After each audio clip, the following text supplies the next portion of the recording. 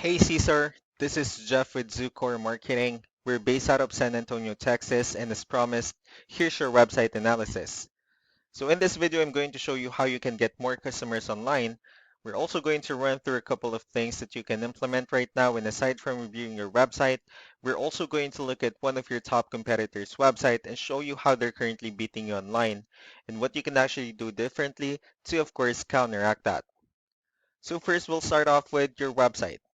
Well, you actually have a pretty good looking website. You have your logo at the top, you have your call to action, you have good photos, and pretty good amount of contents as well. So there's actually just some few things we're going to get over with first to make sure we get you on top of the search list. One thing I can tell you right off the bat is that Google loves content.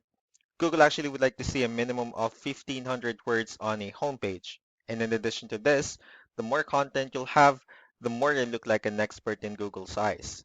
So of course, if you want to beat out the competition, you'd want to have 1,500 words or more. So let's go ahead and do a quick count just for us to see how many words you have on your homepage. All right, well, currently you only have 65 words, which is quite behind with the goal of 1,500 for us to actually be considered by Google as a trustworthy website. So again, the more words you add to your homepage, the better. Another thing we like to talk about are keywords. Google is also looking for keywords. It's looking for what the site should be found for. So if you have the exact words listed multiple times on your website, you're going to be really relevant for that search. And of course, Google is going to be willing to put you higher in the results. So I did a quick search of the kitchen remodeler in one of the areas you're servicing. We'll talk more about the results that we have here. Starting off with the first one. So this is what we call the sponsored or the paid ones, wherein people are actually paying ads for their website to show up here. So we're not going to be talking much about the paid ones, but rather we'll move on to the next part. So this right here is what we call the map pack. And of course, this is something wherein you really would like to be on since these are the ones that gets a lot of attention, a lot of traffic, and are easier to find. One way for you to actually be here is you'll need to have Google My Business profile where you'll enter as much information as possible, like the company name, phone number, email, company address, hours of operation, photos, and so on and so forth.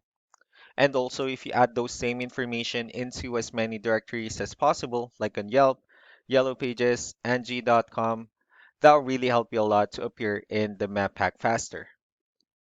Moving on to the next part, these are what we call the organic searches. So these are all the website that actually ranks higher without people paying for any ads, just because they're doing some certain things. That's exactly what we're going to talk about and analyze. So I pulled up one of the top ranking website. Let's see what they have differently. So for their website, they also have their logo at the top. They have their social media platforms. They have their call to action, pretty good photos, the services that they offer, um, and good amount of contents as well. Let's go ahead and dig deeper with the numbers instead. So we have here Ahrefs, one of the paid tools that we're using for us to have some more information on the back end of your website. So we'll be talking more about the numbers, starting off with DR. So this is the level of trust that Google has in your website, and UR is the strength of your website. Backlinks, on the other hand, these are other website that refers to your website. So they're like shoutouts from different directories like Yellow Pages, Yelp, and alike.